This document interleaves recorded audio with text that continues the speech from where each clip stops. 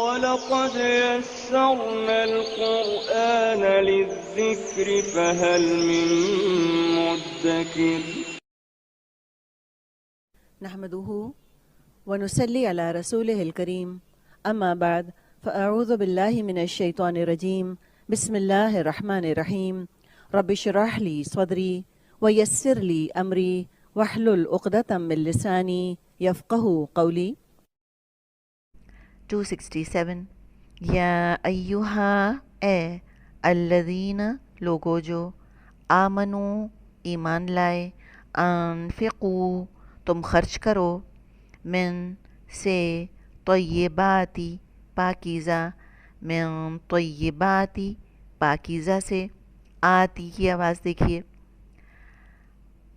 پاکیزہ سے ما جو کسب تم کمایا تم نے وہ اور مما اس سے جو من پلس ما اخرجنا نکالا ہم نے لکم لیے تمہارے ل پلس کم من سے الارضی زمین من الارضی زمین سے وہ اور لا نہ تیممو تم ارادہ کرو یا میم میم مادہ ہے الخبیثہ ناپاک کا خوا با سا مادہ ہے منہو اس سے جو منہو من پلس ہو تنفقون تم خرچ کرتے ہو وہ اور لستم نہیں تم لیسا پڑھا ہے آپ نے یہ لیسا کے خاندان ہی کا ہے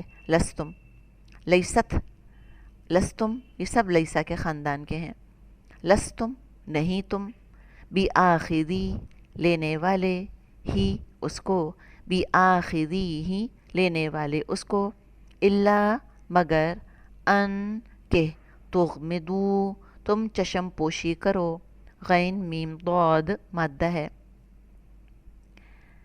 غماز برتنا اردو میں ہم استعمال کرتے ہیں فی ہی اس میں فی پلس ہی و اور اعلمو تم جان لو وعلمو اور تم جان لو ان بے شک اللہ اللہ ان اللہ غنی بے نیاز حمید صاحب حمد ہے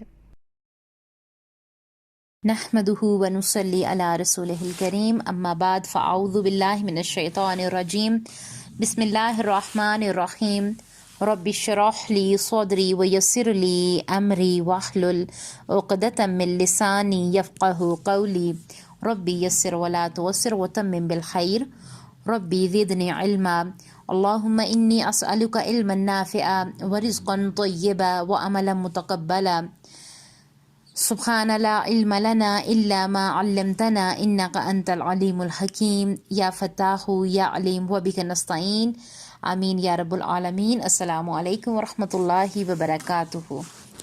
امید اور دعا ہے کہ آپ سب خیر و عافیت کے ساتھ ہیں۔ الحمدللہ اللہ سبحانہ و تعالیٰ کی توفیق اور اللہ تعالیٰ کی رحمت کے ساتھ ہم آج اپنے ایک نئے رکوع کا آغاز کر رہے ہیں۔ آیت نمبر 267 سے لے کے آیت نمبر 274 تک ہم دیکھیں گے کہ اس میں ہم سبق کا خلاصہ لیں گے کہ پچھلے سبق سے ہمارے پاس جو ہے انفاق فی سبیل اللہ کا موضوع ہے۔ مال خرچ کرنے کے معاملے میں یہ سبق قرآن کی چوٹی ہے۔ ایک اسکالر کہتے ہیں کہ یہ 2 رکوع قرآن میں مال خرچ کرنے کے معاملے میں کلیمکس ہیں، نچوڑ ہیں۔ اسلام میں انفاق فی سبیل اللہ، اللہ کی فی سبیل اللہ کی تفصیل پر بات ہوگی۔ اللہ تعالیٰ کے راستے میں خرچ کرنا ہر مذہب، ہر رنگ اور ہر نسل میں عام ہے۔ دنیا میں ہر جگہ چیریٹی ورک ہوتا ہے۔ قرآن اور سنت کے مطابق اللہ تعالیٰ کے راستے میں خرچ کرنے کے مختلف طریقے ہیں جو کہ ہم نے پیچھے بھی پڑھے، اور انشاءاللہ ہر آنے والے آیات میں لیسنز میں اس بارے میں بات ہوتی رہے گی۔ اس میں سے 5 جو ہیں مختلف طریقے، جس میں سے نمبر 1 بھوکھوں کو کھانا کھلانا۔ اسلام سے پہلے بھی مشرکین بھی کھانا کھلاتے تھے۔ سورۃ دہر آیت نمبر 8 میں آتا ہے، اور وہ لوگ محض اللہ کی محبت سے غریب اور یتیم اور قیدی کو کھانا کھلاتے ہیں۔ یہ بہت بڑی نیکی ہے۔ سورۃ البقرہ آیت نمبر 177 میں بھی فرمایا گیا، وَآتَى الْمَالَ عَلَى حُبِّهِ، اور مال دیتا ہوں اللہ کی محبت میں۔ نمبر 2 صدقہ۔ صدقہ کیا ہے؟ سچائی سے، چیریٹی سے ہم پیسہ خرچ کرنا سمجھ لیتے ہیں۔ صدقے کا جو تعلق مال یا پیسے سے نہیں، بلکہ صدقے کا تعلق دل کی کیفیت کا نام ہے کہ میں مخلص ہوں۔ صدقے کے اندر اصل جو بات ہے وہ یہ ہے کہ مجھے اور آپ کو کیا ملتا ہے، یعنی جب صدقہ دیتے ہیں تو ہمارے دل کی کیا کیفیت ہوتی ہے، اللہ تعالیٰ کے ساتھ میرا اور آپ کا تعلق کیسا ہو جاتا ہے، یعنی نیکی کر کے دل کی خوشی کا نام جو ہے وہ صدقہ ہے۔ نمبر 3 زکوٰۃ۔ زکوٰۃ کی 2 قسمیں ہیں، فرض اور نفل۔ فرض وہ جو مال آپ کے پاس 1 سال رہے گا، اس پر 2.5% زکوٰۃ ادا کریں گے۔ نفل کیا ہے کہ اپنی مرضی سے اللہ تعالیٰ کے راستے میں خرچ کریں گے۔ نمبر 4 میں آتا ہے انفاق۔ انفاق کی 2 قسمیں، انفاق فی سبیل اللہ جس میں اللہ کے دین کو پروموٹ کرتے ہیں، اور دوسرا وہ جو آپ خیرات اللہ تعالیٰ کے بندوں کو دیتے ہیں، غریب اور ضرورت مند کی مدد کرتے ہیں۔ نمبر 5 قرض حسنہ، خاص طور پر اللہ کو دیتے ہیں۔ اللہ سبحانہ و تعالیٰ سورۃ البقرہ کی آیت نمبر 245 میں بھی اللہ تعالیٰ فرماتے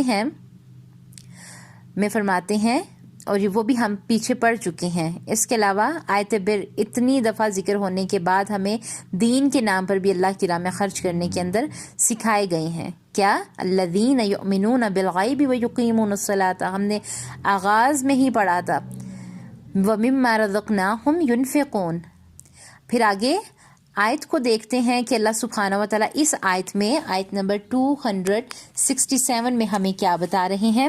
اللہ تعالیٰ فرماتے ہیں، بسم اللہ الرحمن الرحیم، یا ایہا الذین آمنوا انفقوا من طیبات ما کسبتم ومما اخرجنا لکم من الارض۔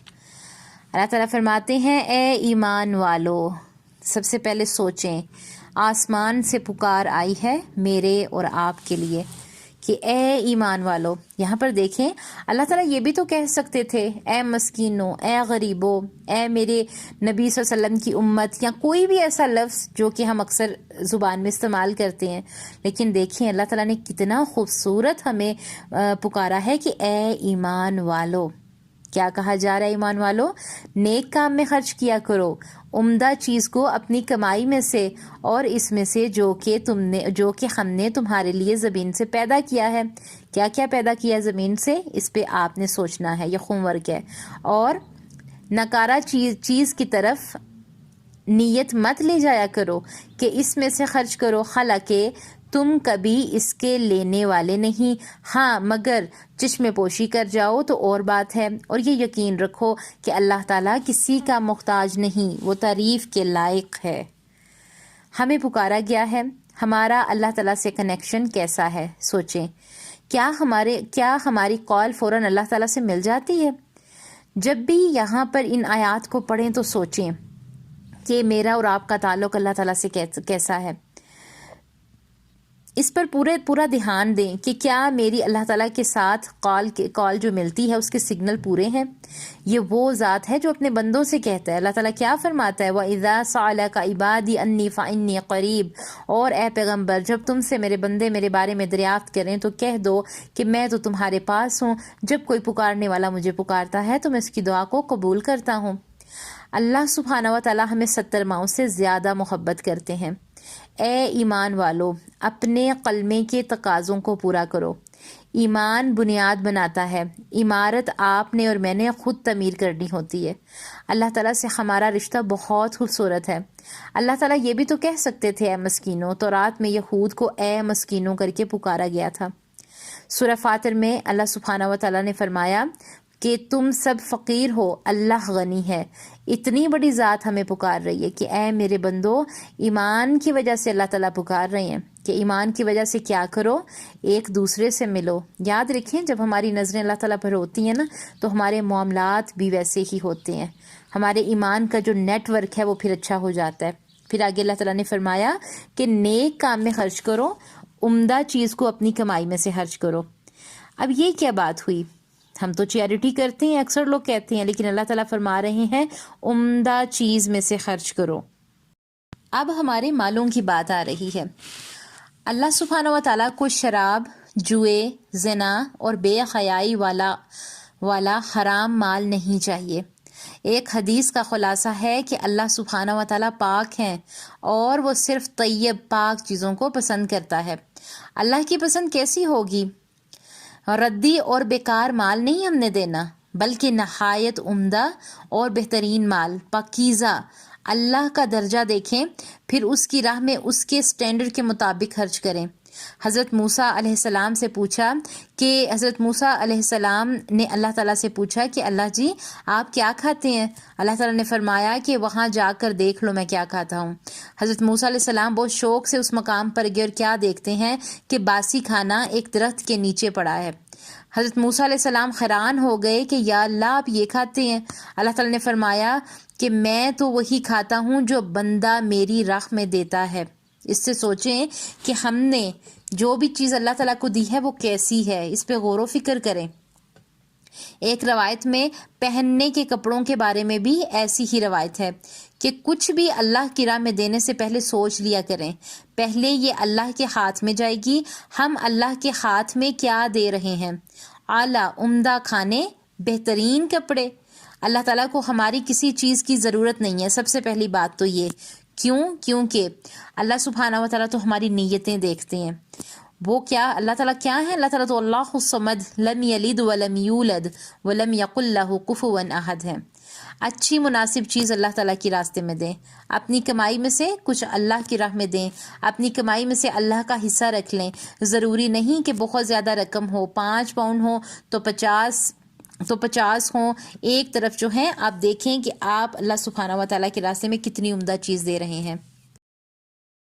ہمارے لیے اس آیت میں بہت سے عمل کے نقطے ہیں کہ جب کوئی رقم پاس آئے تو اللہ کی راہ میں تھوڑا سا دے دیں، نیا سوٹ لیں تو ایک پرانا نکال دیں اور کئی ضرورت مند کو اور کسی ضرورت مند کو دے دیں، پرانے برتن، پرانی بیڈ شیٹ ضرورت مند کو دے دیں، سنبھال کر نہ رکھیں، آگے دے دیا کریں تاکہ کسی اور کی ضرورت پوری ہو جائے، چیز کو استعمال کریں اور کسی اور کو دے دیں، اپنی شادی کے جوڑے دوسروں کو استعمال کے لیے دے دیں، ایک دوسرے کے ساتھ شیئر کرنا سیکھیں، جو رقم بچ جائے وہ دین پر خرچ کریں، اپنا پیسہ ضائع نہ کریں۔ اب اس کا مطلب یہ نہیں رکھنا کہ رقم کو بچا کر ہی دین پہ لگانا، نہیں، جب بھی دین کو ہماری ضرورت ہوگی، جب بھی کوئی پکار آئے گی تو پھر لبیک کہتے ہوئے آگے بڑھیں۔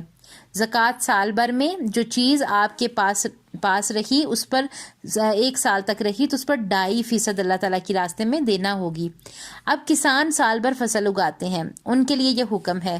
یہاں پر دیکھیں اللہ تعالیٰ فرما رہے ہیں اور اس میں سے جو کہ ہم نے تمہارے لیے زمین میں پیدا کیا، یعنی عشر کا نظام۔ فصل کو اگر پانی لگ رہا ہے تو 10% اللہ کی راہ میں دیں، اگر پانی خریدنا پڑے تو پھر فصل کا 20% اللہ کی راہ میں دینا ہوگا۔ یہ ایک طرح سے اللہ کا شکر ادا کرنا ہے کہ ہمیں یہ سب کچھ جس نے عطا کیا، یہ اس کا شکریہ ادا کرنے کا ایک طریقہ ہے۔ ایک صحابی فرماتے ہیں کہ یہ آیت ان لوگوں کے لیے تھی کہ انصار مدینہ مسجد نبوی میں کچھ اپنی فصل میں سے کھجوریں وغیرہ دے جاتے۔ اصحاب صفہ جنہوں نے اپنے آپ کو دین کی تعلیم کے لیے وقف کیا تھا مسجد نبوی میں ہی رہتے تھے، وہ یہ کھجوریں یا کھانا کھا لیا کرتے تھے۔ کسی نے اپنی ردی کھجوریں وہاں رکھ دی، اس پر یہ آیت نازل ہوئی۔ پیچھے خرچ کی بات ہوئی، اب کوالٹی کی بات ہو رہی ہے کہ یہ نہیں کہ دے کر جان چھڑاؤ، بلکہ یہ بھی سوچو کہ جس کو دے رہے ہو اس کی دل آزاری تو نہیں کر رہے۔ یہ یاد رکھنا ہے۔ تحفہ دینے سے پہلے سوچو کہ کس کی خاطر دے رہی ہوں۔ اللہ کے نبی صلی اللہ علیہ وسلم نے فرمایا کہ جو یہ پسند کرے کہ اسے آگ سے بچا کر جنت میں داخل کر دیا جائے، اسے چاہیے کہ وہ اللہ تعالیٰ پر ایمان، آخرت پر ایمان اور لوگوں کے ساتھ معاملات اچھے رکھے، اور وہ اپنے لیے جو پسند کرے اس سے مراد رویہ بھی ہے۔ ایک اور حدیث کا خلاصہ ہے کہ اپنے رویے کو لوگوں کے رویے کے تابع نہ کرو، یعنی فلاں میرے ساتھ ایسا کرے گا تو میں بھی یہ کروں گی۔ لوگوں کے ساتھ اچھا رویہ رکھو، دنیا اور آخرت میں کامیابی ملے گی۔ کسی کو کچھ دیں تو اپنے آپ کو اس کی جگہ رکھ کر سوچیں۔ اب سوچیں ہمارا رویہ غریب لوگوں کے ساتھ کیسا ہے، ہمارا رویہ نوکروں کے ساتھ کیسا ہے۔ صحابہ کرام کی زندگی ہمارے لیے ایک مثال ہے۔ یہ سب کرنے کا اس کا دل کرے گا جو اللہ تعالیٰ کی خوشنودی حاصل کرنا چاہے گا۔